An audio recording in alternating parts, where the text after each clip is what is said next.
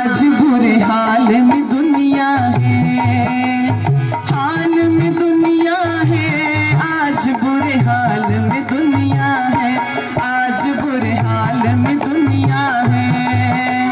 सच्चाई तज फंसी कपट के जाल में दुनिया है, आज बुरे हाल में दुनिया है, आज बुरे हाल में दुनिया है।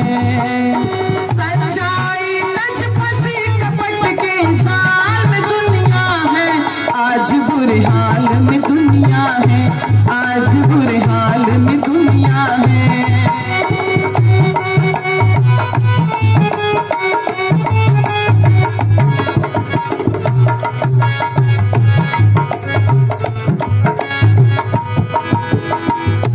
पाप के खाकर अन्न को किया है दूषित मन को, पाप के खाकर अन्न को किया है दूषित मन को। हजारों रोग है अंदर सजाया ऊपर तन को, हजारों रोग है अंदर सजाया ऊपर तन को। बगल में रखते खंजर खोजते फिरते अवसर, बगल में रखते खंजर खोजते फिरते अवसर। काटते इंसानों को ये धन के लालच देकर, जीवन से दूर मौत की काल में दुनिया है, आज बुरे हाल में दुनिया है, आज बुरे हाल में दुनिया है। सच्चाई तज फंसी कपट के जाल में दुनिया है, आज बुरे हाल में दुनिया है, आज बुरे हाल में दुनिया है।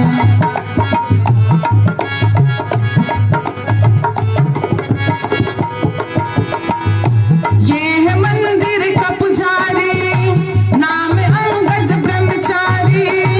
ये है मंदिर का पुजारी, नाम अंगद ब्रह्मचारी। यदि जी बन कर बैठा घर में जिसके दो नारी, यदि जी बन कर बैठा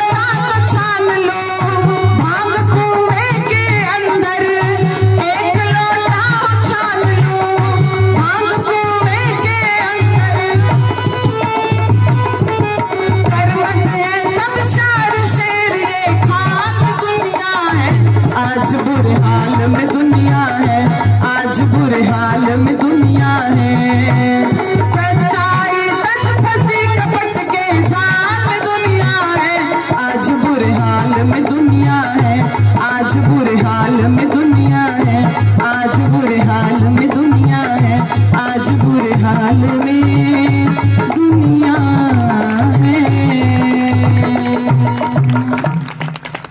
आज बुरे हाल में दुनिया है और सच्चाई तज फंसी कपट के जाल में दुनिया है। इसलिए वेद ने कहा कि हम क्या बने, हम परिश्रमी बने, हम मेहनती बने। हमारे जीवन में पुरुषार्थ होना चाहिए। जो जिंदगी पुरुषार्थ के सांचे में ढली है और जीवन का मुख मोड़ के रख दे वो बली है। इसलिए जिस व्यक्ति के जीवन में पुरुषार्थ होगा निश्चित रूप से जीवन में भी सुख होगा। वो देश के लिए भी काम आएगा, वो राष्ट्र के लिए भी काम आएगा। इसलिए पहली बात कही हम परिश्रमी बने, दूसरी बात कही हम तपस्वी बने।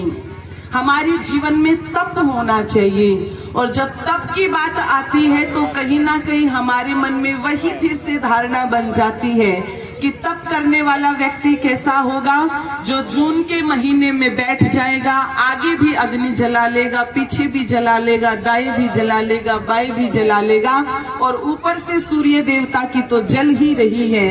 वो व्यक्ति क्या है? वो व्यक्ति तपस्वी है। कोई एक हाथ को ऊपर करके खड़ा है कई कई वर्षों तक, वो व्यक्ति क्या है? तपस्वी है। कोई व्यक्ति अपने बाल नहीं कटवा रहा, वो क्या है? वो तपस्वी है। इसका नाम तप नहीं है। कोई बाल नहीं कटवा रहा, बाल तो भालू के शरीर पर भी बहुत है, बहुत मनुष्यों से कहीं ज्यादा, फिर क्या भालू तपस्वी हो जाएगा? नहीं। द्वंद्व सहनम तपः, कि जो जीवन में द्वंद्वों को सहता है, हार जीत, अनुकूलता प्रतिकूलता, लाभ हानि, जो इन चीजों में विचलित नहीं होता, वो व्यक्ति क्या है? वो व्यक्ति तपस्वी है। यक्ष और युधिष्ठिर का संवाद आता है तो वहां पर यक्ष महाराज ये प्रश्न पूछते हैं, तपः किम लक्षणम प्रोक्तम, कि तप का लक्षण क्या है?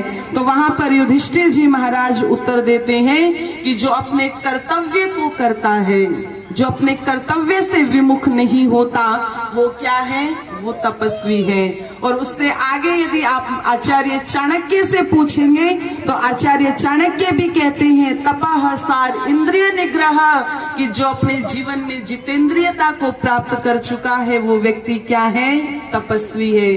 ध्यान रखना, यदि किसी के जीवन में एक भी इंद्री अपने रास्ते से भटक जाती है, फिर चाहे वो आंख हो, कान हो, हमारी जिह्वा हो, हमारी त्वचा हो, एक भी इंद्री अपने रास्ते से भटकी तो जीवन के अंदर से ऐसे अच्छाइयां निकल जाती है जैसे मटके में यदि थोड़ा सा भी छिद्र हो तो पूरा मटका जल से खाली हो जाता है। ठीक वैसे ही जब तक व्यक्ति अपने जीवन में जितेंद्रियता को प्राप्त नहीं करता, वो व्यक्ति अपने जीवन में कभी अपने कर्तव्य को पूरा नहीं कर सकता। और उदाहरण देना चाहूंगी महर्षि दयानंद जी के जीवन का, एक छोटी सी घटना सुना करके, कि कैसे जो व्यक्ति अपनी इंद्रियों को जीत लेता है, उन पर विजय प्राप्त कर लेता है, वो बड़े से बड़ा कार्य समाज और देश के अंदर कर जाता है। वो अपने पद से विचलित नहीं होता। एक गांव में एक सन्यासी आए हुए थे और उन्होंने कहा कि देखो, मुझे प्रवचन करते हुए बहुत दिन हो गए, अब मेरा अंतिम व्याख्यान होगा और जो मेरा अंतिम व्याख्यान होगा वो मात्र आधे मिनट का होगा। आधा मिनट मतलब 30 सेकंड, मात्र 30 सेकंड का मेरा व्याख्यान होगा। उनके शिष्यों ने पूरे गांव के अंदर ये घोषणा करा दी कि जो सन्यासी आए हैं वो अपना अंतिम व्याख्यान देंगे और अंतिम व्याख्यान मात्र आधे मिनट का होगा। लोगों ने सोचा आधा मिनट तो कोई बड़ी बात नहीं, आधे मिनट में तो क्या जाता है, सब चलो सुनने के लिए। उस आधे मिनट के प्रवचन को सुनने के लिए सब वहां पर पहुंच गए और जब लोग पहुंच गए तो वो सन्यासी अपने स्थान पर आकर के बैठे, सिंहासन पर आकर के बैठे और लोगों से कहा, क्या मेरे आधे मिनट का प्रवचन सुनने के लिए सब तैयार हैं? सबने हाथ उठा दिए, हाँ हम सब तैयार हैं। उन्होंने कहा, मेरे आधे मिनट का प्रवचन शुरू होता है अब। जो व्यक्ति दुनिया के विषय भोगों से नहीं हिला, वो व्यक्ति पूरी दुनिया को हिला सकता है। मेरा प्रवचन खत्म। केवल एक बात कही, जो व्यक्ति दुनिया के विषय भोगों से नहीं हिला वो व्यक्ति पूरी दुनिया को हिला सकता है। ये बात यदि मैं महाभारत के पश्चात से लेकर आज के समय तक यदि किसी पर घटाऊं तो मुझे केवल और केवल एक व्यक्तित्व नजर आता है, और वो व्यक्तित्व है महर्षि स्वामी